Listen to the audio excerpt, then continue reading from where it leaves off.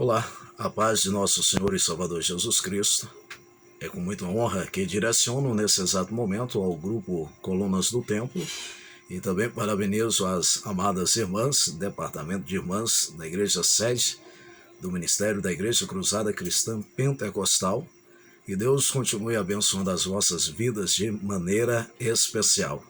Rendemos também o nosso agradecimento à pastora Thelma pelo convite de direcionarmos um devocional às amadas irmãs, que está em um período festivo, 43 anos, que o grupo está de pé, ou melhor, que o grupo está de joelhos na presença do Senhor.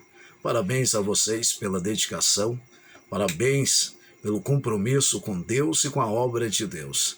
Eu fico encantado e sou grato pela oração de vocês, porque o nosso ministério tem líderes, pastores, que são fortalecidos pela oração das amadas irmãs. E desde já peço a vocês, continue orando por nós, continue orando pelas nossas famílias, continue orando pelo nosso ministério. Obrigado pela oportunidade de direcionar a vocês uma palavra trazendo um olhar à família no altar de Deus. A minha família no altar de Deus. E para nós é uma alegria imensa poder direcionar as amadas irmãs e compreender o grande agir de Deus em vossas vidas.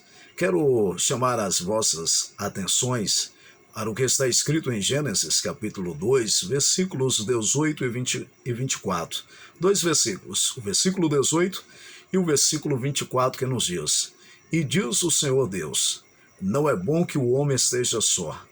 Far-lhe-ei uma ajudadora, idônea para ele.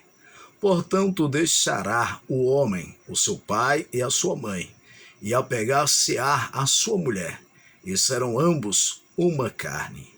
Família é uma instituição formada antes do pecado, e foi formada para ter comunhão íntima com o Criador. O termo família vem do latim famulus e significa escravo doméstico, isto é, aquele que está preso ao lar, está pegado ao lar. Famulus, escravo doméstico. Não no sentido de prisão, sem liberdade de amar, mas corresponde àquele que tem um abrigo.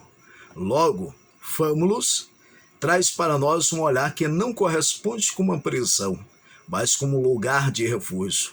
Família, o lar, é um ambiente, é um local de refúgio onde que nós nos encontramos e posicionamos diante de Deus. Por isso, percebemos que o presente estudo que traz como olhar e fez Deus a família tem como objetivos nos levar a compreender a importância do não para nós estarmos no altar.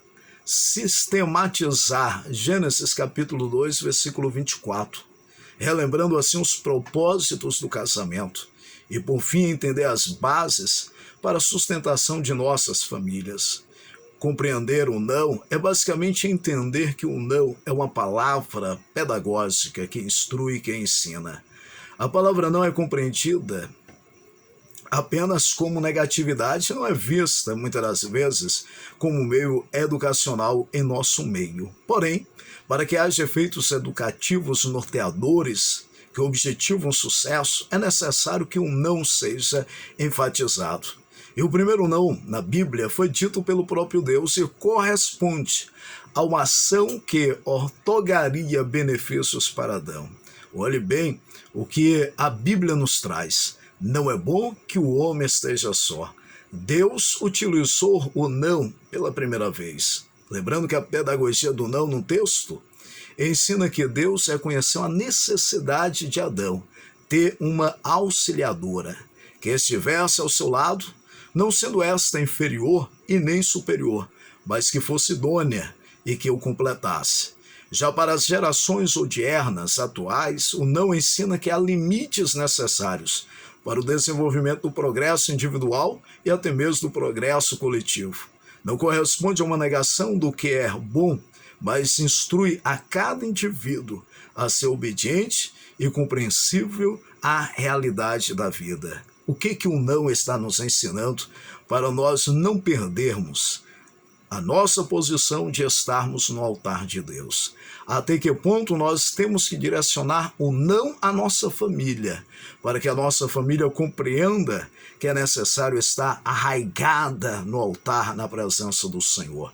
Entendemos também que Gênesis capítulo 2, versículo 24, nos traz instruções fundamentais. E a primeira, a palavra homem, esse corresponde a aspecto que possibilita ao indivíduo um relacionamento frutífero, que é a maturidade. Logo, o termo homem corresponde à maturidade. Deixará o homem, maturidade. Segundo, o versículo apresenta uma palavra de mudança, deixará. A mudança após o casamento deverá ser completa e abrange 3 esferas: mudança geográfica, mudança financeira e mudança emocional. O casamento requer mudança de atitude. O que seria mudança geográfica? Quem casa quer casa. O que seria mudança financeira? Quem casa consegue suprir as suas próprias necessidades. O que seria a mudança emocional? Quem casa, lembre que o seu consórcio agora é fundamental para lhe consolar e até mesmo para te alegrar. Família no altar divino vive em harmonia, vive em unidade e se alegram em conjunto. Percebemos também que, em terceiro princípio de Gênesis 2, 24, um relacionamento bem-sucedido, ele está baseado na descrição à existência de um modelo de família. Deixará o seu pai e a sua mãe. De fato, a educação dos pais prepara os filhos para a vida. E o lar paterno passa a ser um modelo para a nossa família nuclear.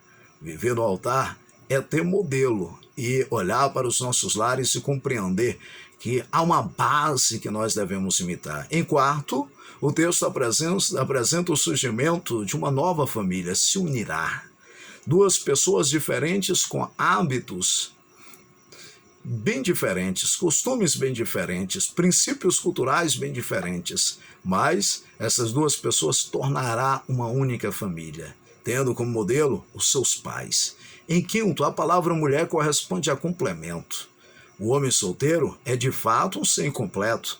A mulher é o complemento para que o homem seja bem-sucedido.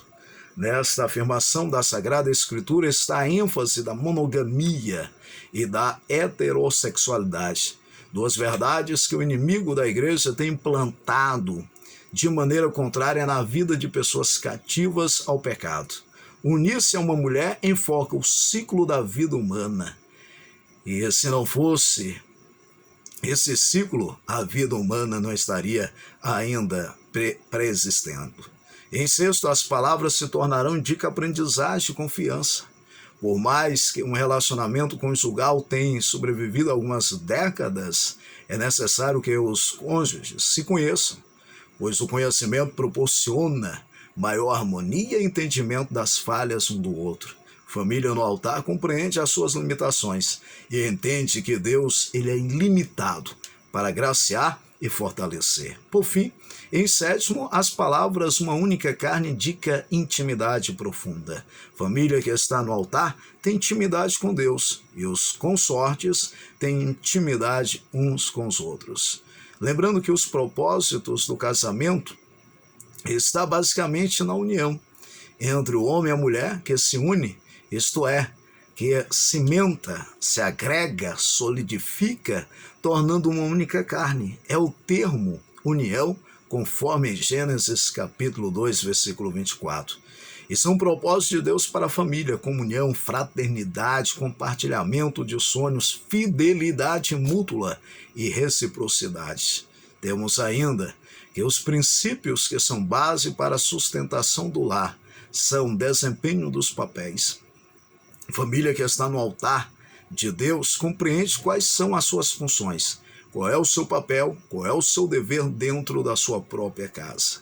E dentre os princípios que norteia e sustenta a família, entendemos que é um bom gerenciamento. A governabilidade é uma habilidade outorgada por Deus aos seres humanos.